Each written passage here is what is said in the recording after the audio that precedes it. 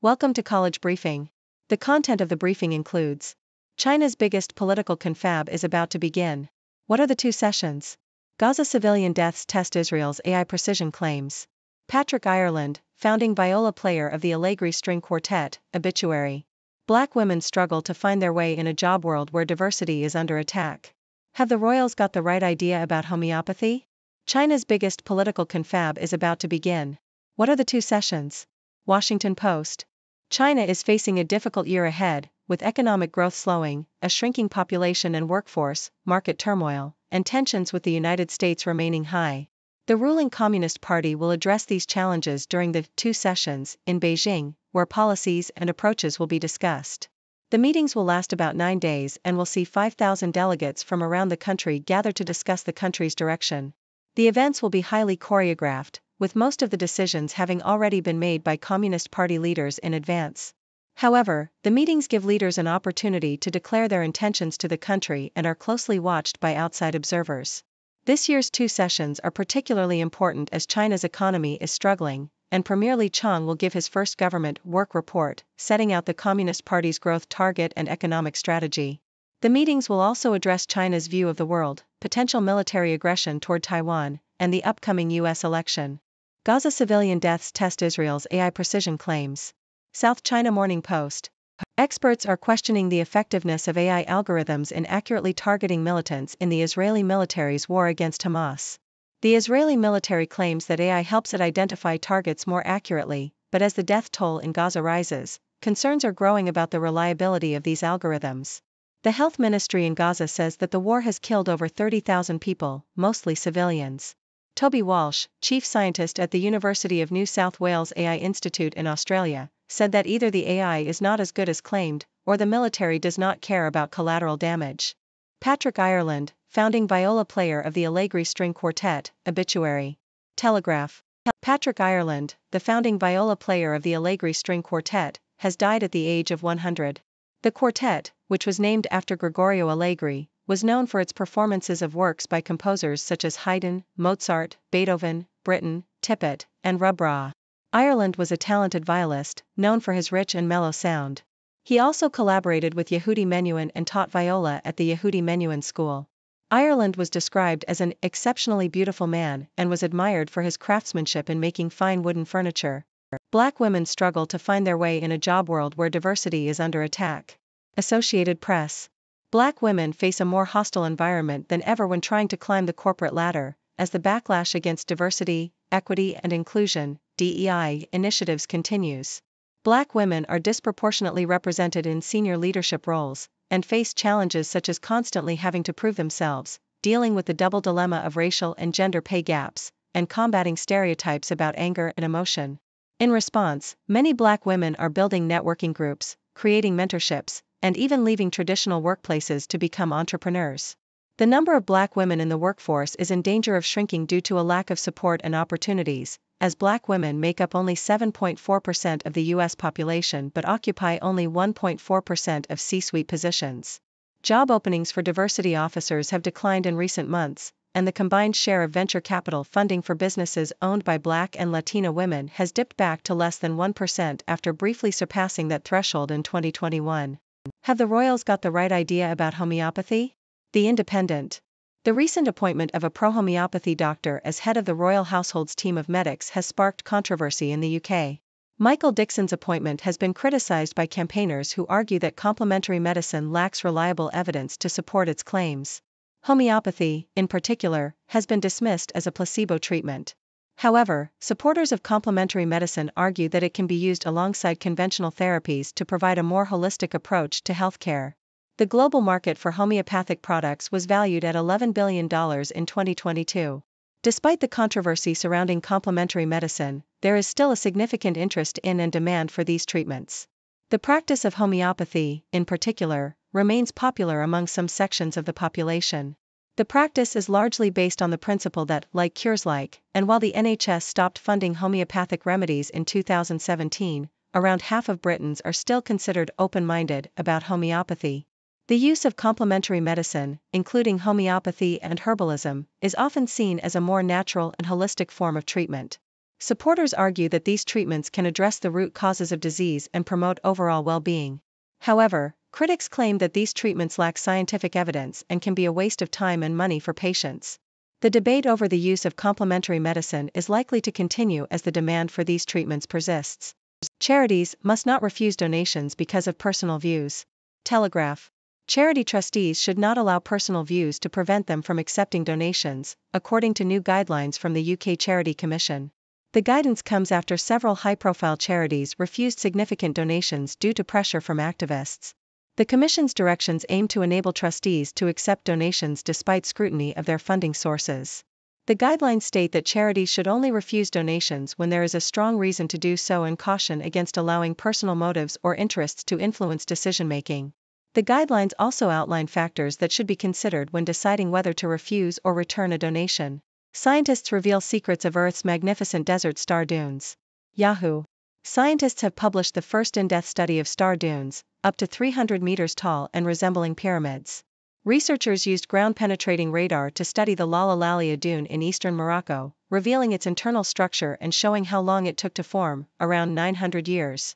Star dunes make up just under 10% of Earth's desert dunes and are also found on Mars and Saturn's moon Titan. Hong Kong can raise fare and transport subsidy or launch proportional discount.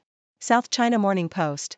Hong Kong's former welfare chief, Law Chi-kwang, has suggested that the city consider raising the concessionary fare or introducing a proportional discount under the $2 transport subsidy scheme for elderly residents and those with disabilities. This comes after the city's financial secretary revealed that the deficit reached 101.6 billion Hong Kong dollars, 17.4 billion US dollars, this financial year and announced plans to review the $2 scheme. Law argued that individuals aged 60 to 64 would not pose a significant financial burden on public finances as the size of the demographic would shrink over time.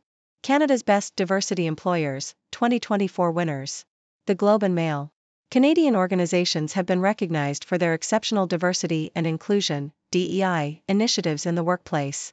The Canada's Best Diversity Employers 2024 competition celebrates companies that have implemented progressive DEI initiatives, creating an environment in which employees feel safe and comfortable bringing their authentic selves to work. This, in turn, leads to increased engagement, creativity, productivity, and happiness among employees. The winners of the competition have implemented various initiatives, such as supporting employee resource groups, creating quiet spaces, and providing support for career advancement. Many of the winning organizations have been on a DEI journey for decades and have made significant progress in fostering an inclusive workplace. However, they recognize that there is still work to be done and are committed to continuing their efforts to create an even more inclusive environment. They are focusing on intersectionality and becoming more global, taking into account local cultures and sensitivities. They are also addressing issues that may not have been previously considered, such as religious diversity.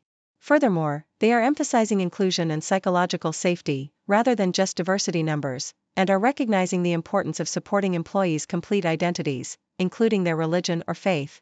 Overall, the winners of the Canada's Best Diversity Employers 2024 competition are leading the way in creating inclusive workplaces where all employees have opportunities to thrive.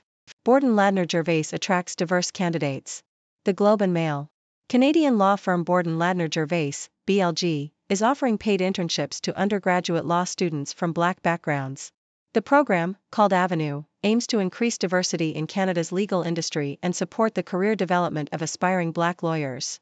BLG is one of the largest law firms in the country and is part of the Law Firm Diversity and Inclusion Network. Lorelli Buenaventura, BLG's National Director of Equity, Diversity and Inclusion, said the company was committed to creating a stronger, more inclusive legal sector. De Silva, Simpson combined for 49 points versus Stanford, Colorado wins fourth straight. Yahoo! Colorado men's basketball team secured their fourth consecutive win by defeating Stanford with a score of 81-71.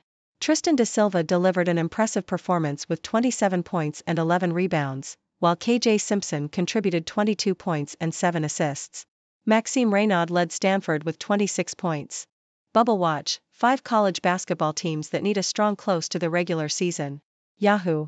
As the men's college basketball regular season comes to a close, here are 5 teams who need a strong close to the regular season and maybe a win or two in their conference tournaments to solidify their place in the field of 68. China overhaul of company law sparks praise but concerns some. Nikkei Asia. China has made significant changes to its company law that will shorten the time investors have to pay registered capital contributions and increase the liability of company management for unpaid commitments and harmful practices by shareholders. The amendments include a 5-year limit for shareholders to pay in registered capital, which is the initial investment committed when incorporating a company in China.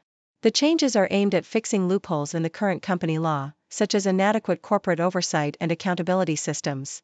The revisions are expected to have a significant impact on tens of millions of companies nationwide.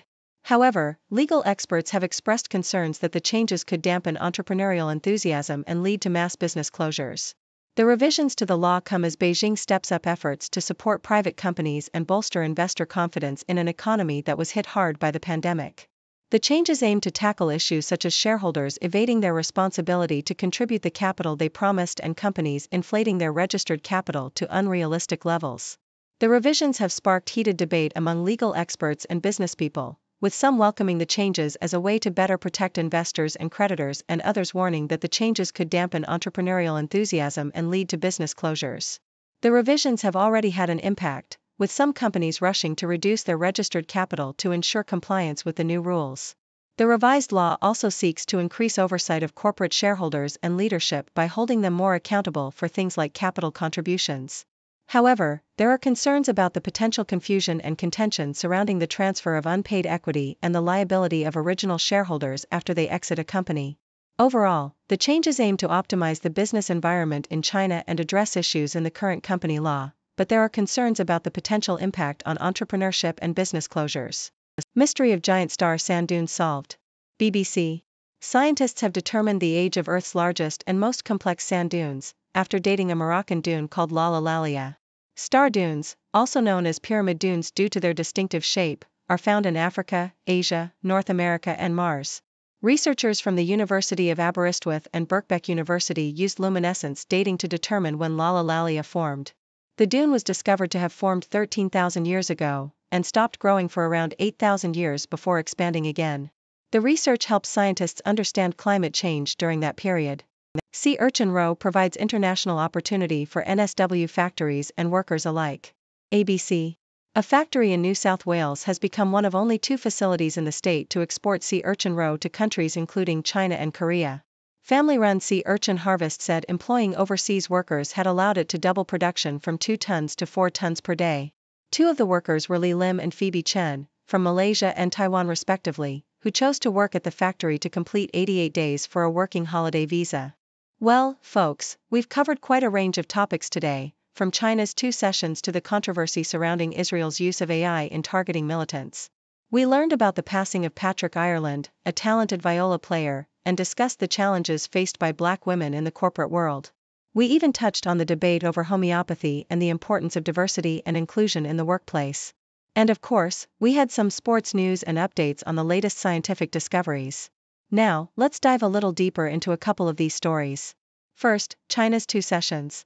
This annual political gathering is always closely watched, but this year's meetings are particularly important as China grapples with economic challenges and tensions with the United States. Premier Li Chang's work report will lay out the Communist Party's growth target and economic strategy, which will have implications not only for China but also for the global economy. Keep an eye on how these meetings unfold, as they will provide insights into China's direction and priorities.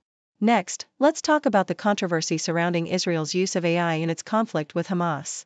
The Israeli military claims that AI algorithms help it accurately target militants, but as civilian deaths in Gaza rise, doubts are being raised about the reliability of these algorithms. Toby Walsh, a leading AI scientist, suggests that either the AI is not as good as claimed or the military does not care about collateral damage. This raises important questions about the ethical implications of using AI in warfare and the responsibility of governments to protect civilian lives. Now, my dear viewers, I'd love to hear your thoughts on these stories. Do you have any insights into China's economic challenges? What are your views on the use of AI in warfare? And how do you feel about the struggles faced by Black women in the corporate world? Share your thoughts and questions in the comments section below. Thank you for tuning in. The content above showcases the latest briefing reports and analytical synopses, thoughtfully curated by the 6Do team. These insights stem from a wide array of reputable media outlets, think tanks, government sources, and specialized experts worldwide. We encourage you to explore these sources for a comprehensive perspective. Keep in mind that while the content may not always align with the official standpoint of 6Do Brief, it's not meant to be taken as absolute directives for decision-making.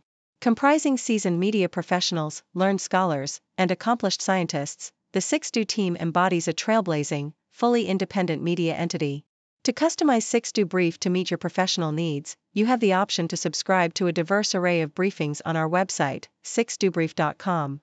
Regardless of your location, you can conveniently receive 6Do Brief via email.